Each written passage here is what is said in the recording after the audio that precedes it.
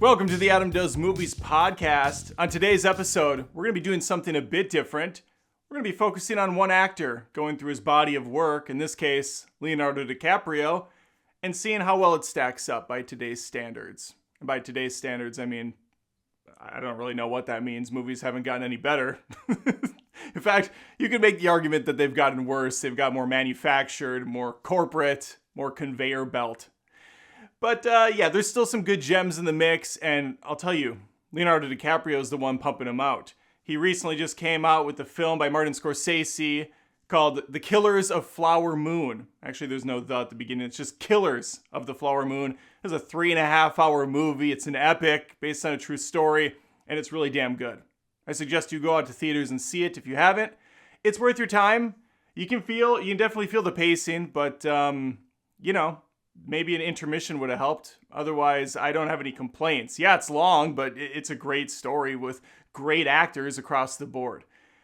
If you want to see my full review or hear it or whatever, just have it on in the background passively, you can check it out on Adam Does Movies via YouTube. I have a channel over there. I assume most of you know that at this point, but if you don't, feel free to jump on over and subscribe. This will also be there. You can watch this. Some people are actually watching this as I'm talking in a live premiere. So they're thinking, Adam, I'm on YouTube, and that's fine.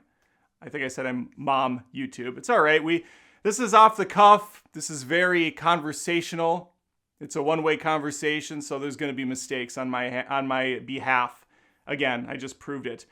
All right, so what I decided to do is do a quick IMDb search on Mr. Leonardo DiCaprio, because I'm going to be honest with you, I know very little about this guy other than he is a really good actor, gets paid a lot of money, has a lot of money, likes his women young, arguably too young, and he's an environmentalist who flies on private jets. Might be a little bit of hypocrisy there. I don't know. I don't really care. As long as he's putting out a good message at the end of the day, we can do a lot worse than Leonardo DiCaprio when it comes to people to look up to. But I don't really personally look up to anybody. I really don't. I don't put people up on a pedestal. I treat everyone as equals. And I think that's the best way to do it. They always say, never meet your heroes. And there's a reason for that. You're often going to come out very disappointed. And if there's anybody out there that's like, wow, Adam's great, I would love to meet him one day, you might not want to. You're going to be disappointed. All right, I brought up a quick IMDb bio for Leonardo DiCaprio. So if anything is wrong here, I don't know how you would possibly know unless you are Leonardo DiCaprio. Let's see what they have to say. I'm just going to graze over some of this, and then we're going to go through his filmography. And you will be disappointed by some of the movies I haven't seen featuring him, and you may be impressed by some of the movies I have. It'll be this back and forth roller coaster ride. All right, DiCaprio has gone from relatively humble beginnings as a supporting cast member of the sitcom Growing Pains, 1985, and low-budget horror movies such as Critters 3. Now, I knew about the former. I had no idea about the latter. I didn't know he was in Critters 3. To be fair, I haven't seen Critters 3. I'm sure it's just a gem. He was a major heartthrob in the 90s, as well as the lead actor in movies like Romeo and Juliet. I know all this. Let's go to something. Oh, he's been directed by renowned movie directors like Martin Scorsese, Christopher Nolan, and the great Kirk Cameron. I added that last one in. They don't say that in IMDb because if you didn't know, Kirk Cameron, legendary, insane person, Kirk Cameron is a movie director, I guess. I'll put that in quotes. He's made some of the worst movies I've ever bared witness to. He did a Christmas film that's not even an hour and a half, and it's basically, the message is essentially, presents are good, it's okay to buy things and love items and stuff. And Kirk Cameron is super duper religious, so it's really funny that that's the message he's going for. It's almost like he's got Catholic guilt. I don't know if he's Catholic. Christian guilt, we'll say that. Leonardo Wilhelm DiCaprio. Okay, so Leonardo is the first name. Wilhelm DiCaprio was born in Los Angeles, California. Humble beginnings. The only child of, I probably will botch this name, Ermelin DiCaprio, and former comic book artist George DiCaprio. His father is of Italian and German descent, and his mother, who is German-born, is of German, Ukrainian, and Russian ancestry. His middle name, Wilhelm, was his marital grandfather's first name. Leonardo's father had achieved minor status as an artist and distributor of cult comic books, and was even depicted in several issues of American Splendor, the cult semi-autobiographical comic book series by the late Harvey Pekar, or whatever. I can't talk. Okay, that's interesting. I didn't know that. So he doesn't have family members that are actors. He really did make it on his own in that regard, and that's impressive, especially by today's, Hollywood mantra, which is put your kids in the movies. They're fine. They have your name. They're good. DiCaprio began attracting the attention of producers who cast him in small roles in a number of television series such as Roseanne, 1988, and The New Lassie, 1989. Anybody remember The New Lassie? I know I don't. But it wasn't until 1991 that Caprio, I call him Caprio for short sometimes, made his film debut in Critters 3, the much heralded Critters 3. Yeah, all right, let's scroll ahead. Yes, Growing Pains in 85. That was the first thing I remember him in. I will say, to DiCaprio's credit, or Caprio if you want, or Prio for shorter, a lot of teen boy heartthrobs typically were liked by the girls and despised by the boys. But I think most people really liked DiCaprio. Boy and girl, we all thought he was pretty cool. And that is a rarity for sure. This isn't a Justin Bieber situation, or going back further, this isn't a Hanson situation. DiCaprio was loved by all. Leonardo took up a diverse range of roles in the early 90s, including a mentally challenged youth in What's Eating Gilbert Grape, came out in 1993, fantastic movie.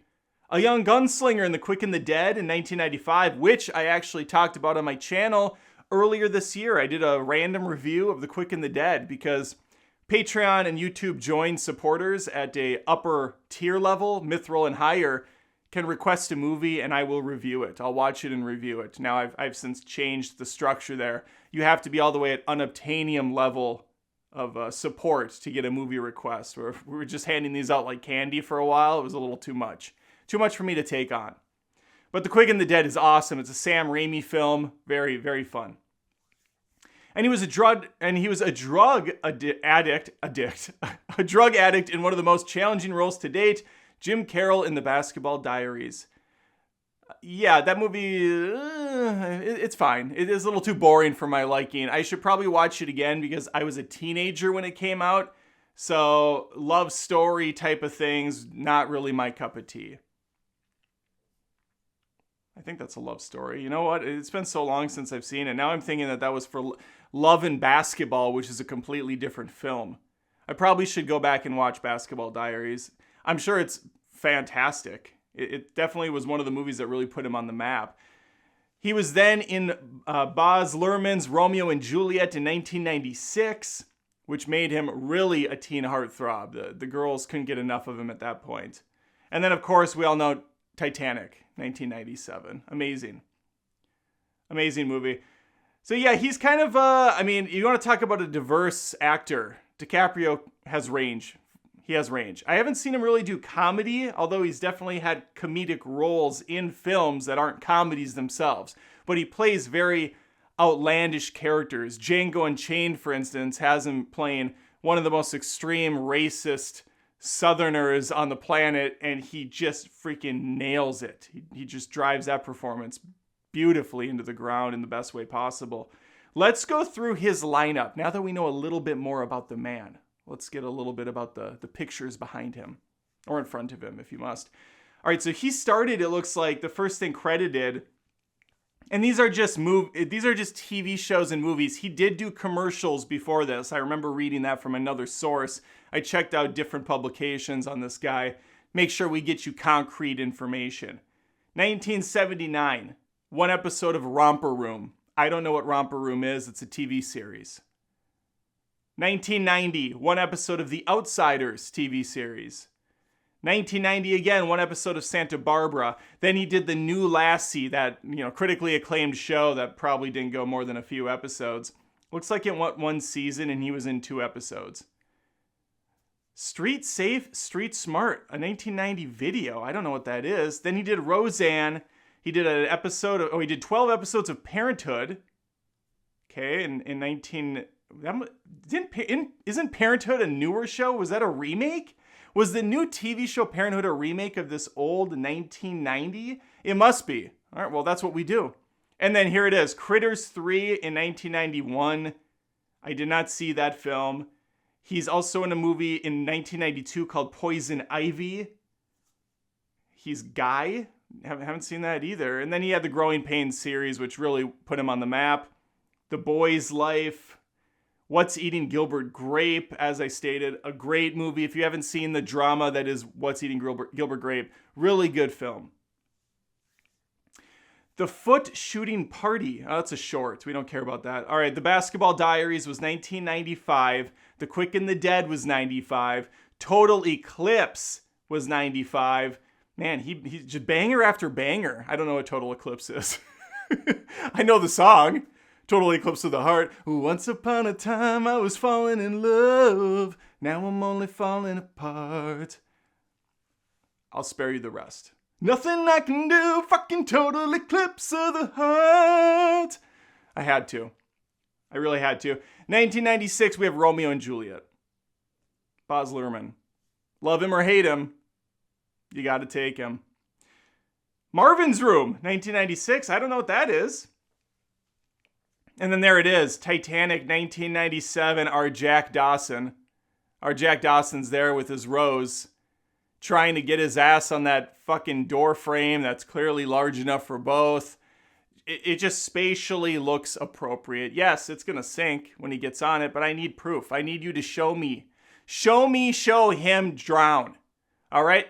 Rose, put in a little bit more goddamn effort. This is the love of your life.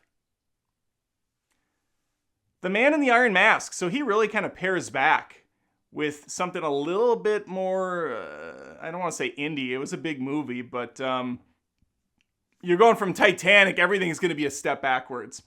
Side note, if you are watching the video version of the podcast, which you can watch or listen to on podcasts like Spotify, Apple Podcasts, whatever, Google, Amazon, it's there.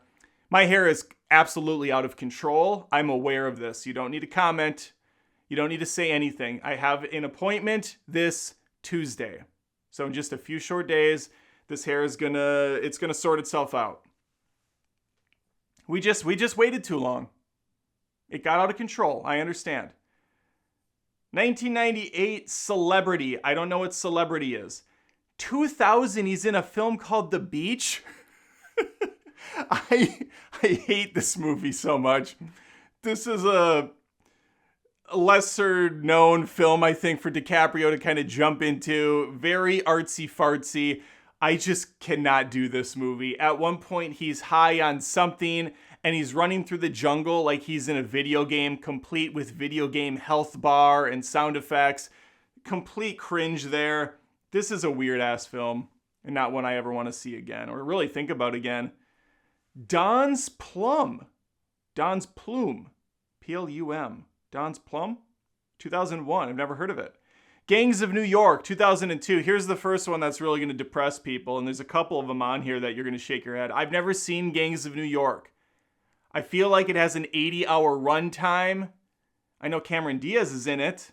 There's actually a lot of actors. Is Russell Crowe in this one as well? Let me click on here and completely screw over the podcast structure. Daniel Day-Lewis, Cameron Diaz, Henry Thomas, Liam Neeson. Okay, I didn't know Liam Neeson was in this. You got a good lineup of actors for sure. Good lineup of actors. I haven't seen it. I heard it's good from some. I heard it's a slog from others. You let me know if you're on YouTube. You put a comment and let me know.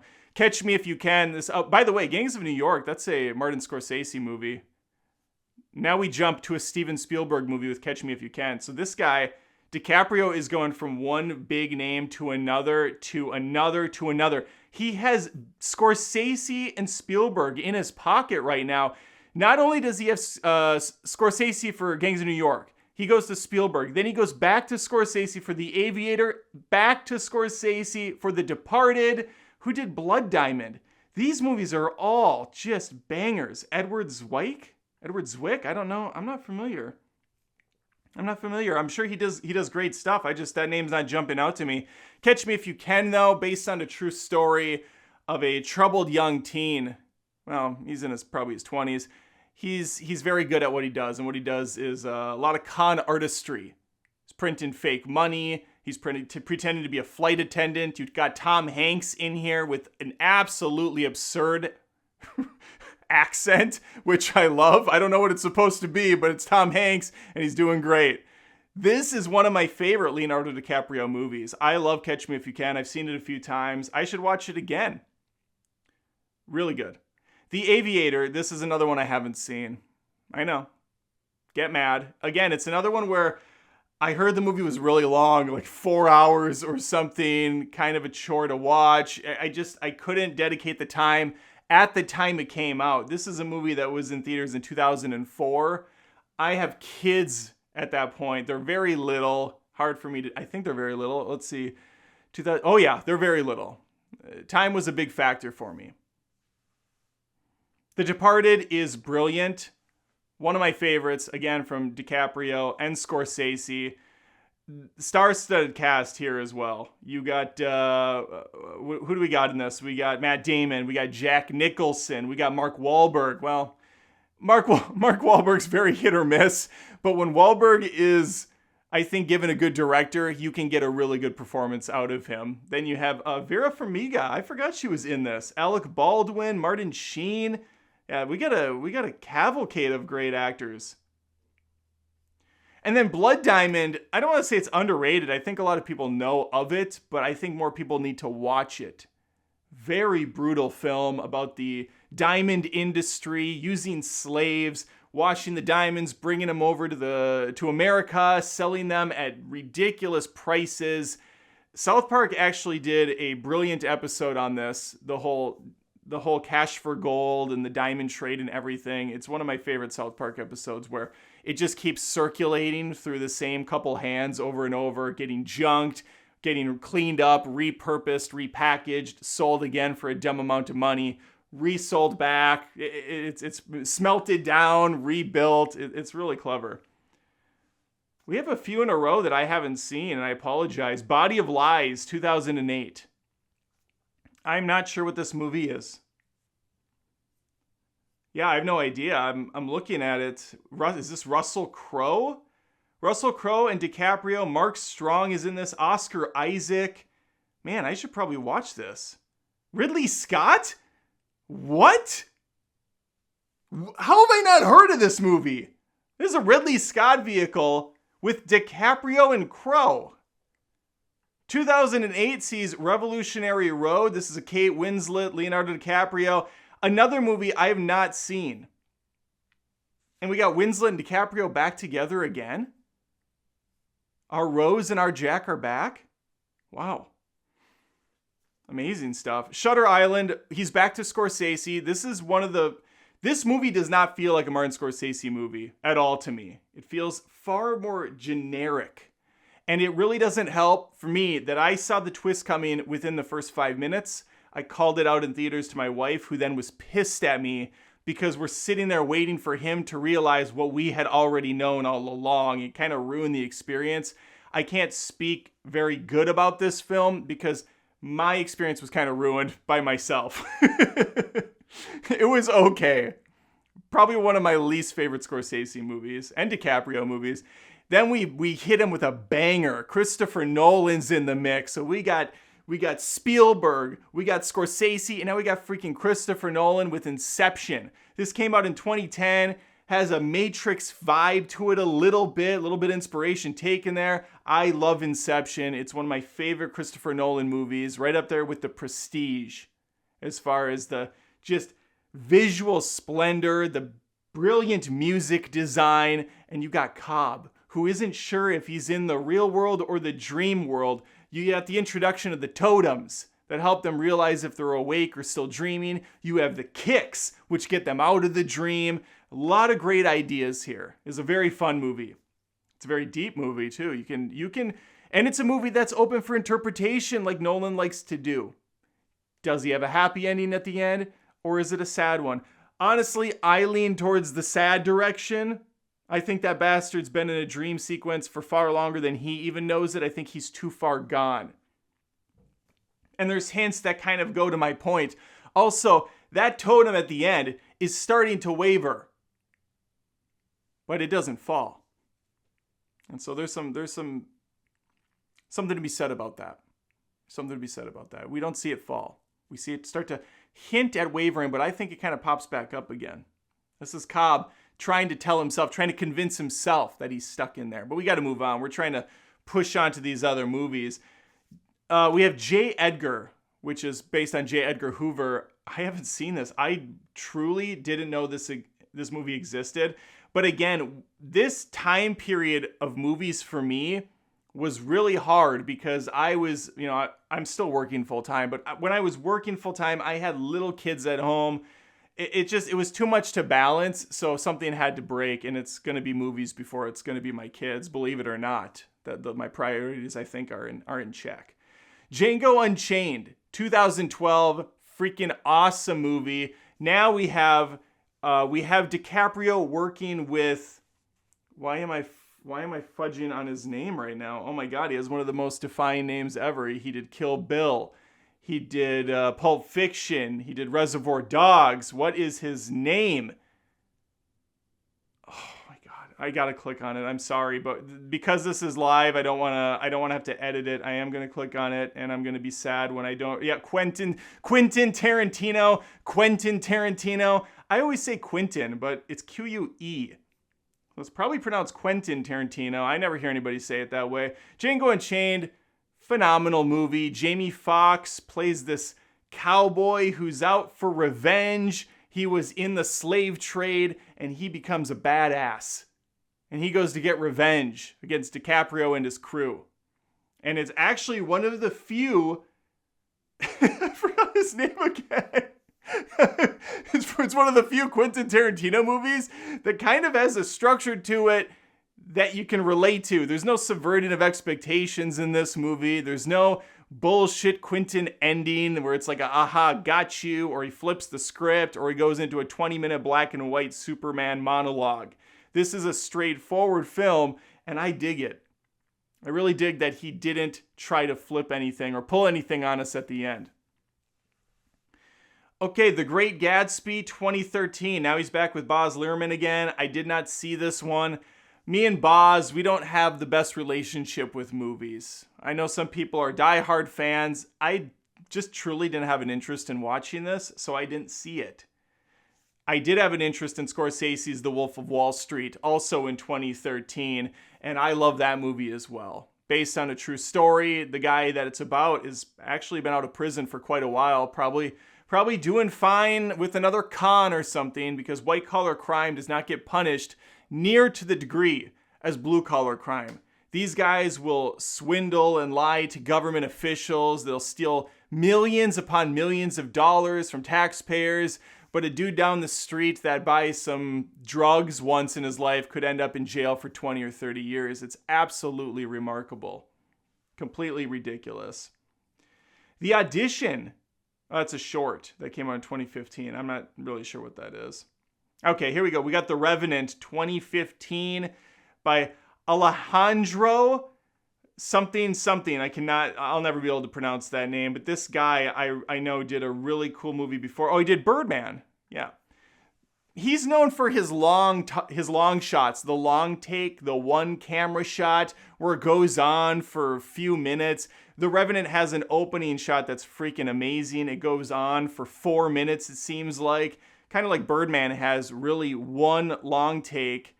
I think technically it's 3 long takes that he cuts when the camera goes up into the sky and comes back down the next day. That's when we have a different camera take. But man, the director is fantastic, and The Revenant's really good. A really heart-wrenching film. Another revenge tale.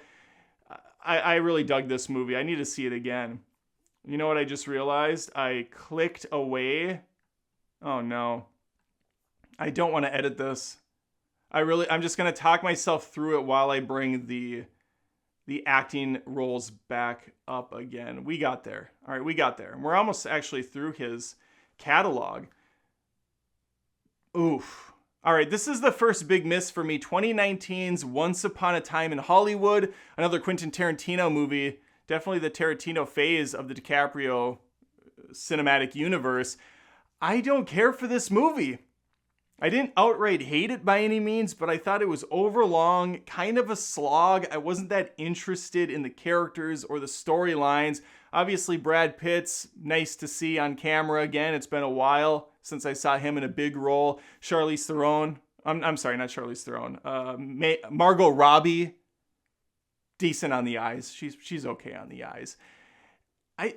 You know what's crazy is I know DiCaprio's in this, but I just really don't remember anything too memorable about this film except for the meme where he claps and points at the TV set that you see online as a GIF once in a while.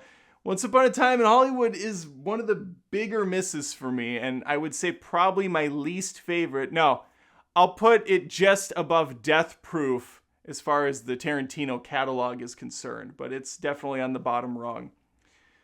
Don't Look Up. This is an interesting one for DiCaprio to do. This was a Netflix film. I'm sure he was paid a dumb amount of money, which actually I have those numbers as well. We can go into those too, and you can kind of be like, oh my God, this is insane how much this guy makes. Don't Look Up was fine. It was a parody. It was I don't even know what kind of it was a comedy. It was a dark comedy. It was a dramedy. Had a lot of stuff going on. I wish it would have stuck into a lane a little bit more because it was kind of all over the place. It was about a half hour longer than it should be. You have some really big actors in this, like Meryl Streep, that I don't think are played to their full effect. They're not utilized as much as they should be. And the same can be said for DiCaprio. Jennifer Lawrence is in this. A lot of big names. It's just ultimately fine. It's a fine movie. It makes fun of everybody, which is always nice. It's nice when everybody gets equal treatment to how ridiculous humans can be. Last but certainly not least is his new movie, Killers of the Flower Moon. He's back with Scorsese, 80 years old now. Martin Scorsese, not DiCaprio. He's younger than that, but Martin is. And this was one of the most personal films for Martin Scorsese to do. It's very obvious. The length is long, but it is a very dire, dramatic, epic film that everybody should check out. I enjoyed it a lot, and I just wish there was an intermission so I could have gone to the bathroom. But I held it all the way through, which is a testament to how good the story and how good the emotional stakes are in this film. But definitely check it out. All right, that's the list of DiCaprio films. I did see his payouts for some of these. Where did that go? I had it here. I'd like to... Okay, here we are. I have it. Buckle up. Killers of the Flower Moon. He was paid $30 million. $30 million for this movie. I believe it's an Apple movie, so it's going to be on that platform as well as go to theaters. But holy crap. His last one, Don't Look Up, $30 million plus back end. It says includes back end. I don't remember Don't Look Up going to theaters. I thought that was Netflix only, so I'm not sure what kind of back end payout he gets. It had to have gone to theaters. All right, Once Upon a Time, he took a big price cut on this one in 2019, $10 million. But that's the price you take away when you work with Quentin Tarantino. That's the trade-off, is you get the name brand of Tarantino. The Audition, 2015, again, I don't know what this is, $13 million.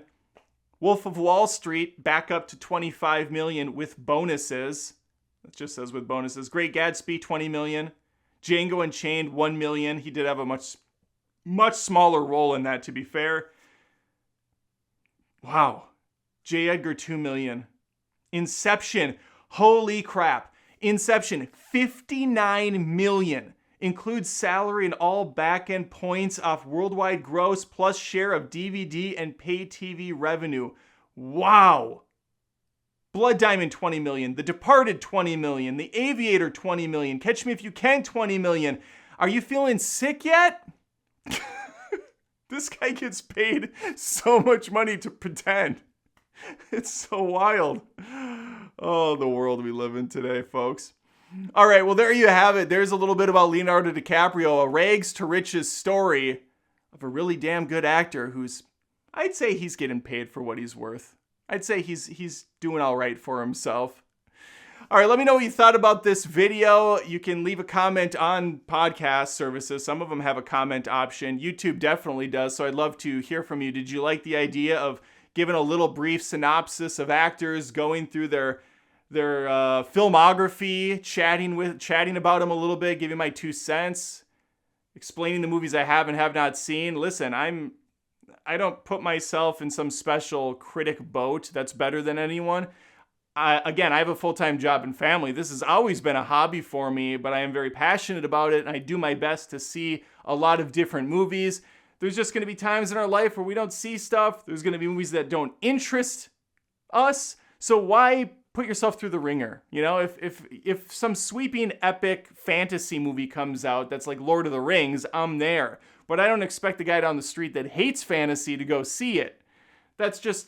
I think it's a reasonable thing to think about. Let me know, though, in the comments below. Like this video if you had a good time. Please subscribe on YouTube or Spotify or podcast services of your choosing, because I'd love to have more people stick around. And hopefully, I'll catch you next time. Take care.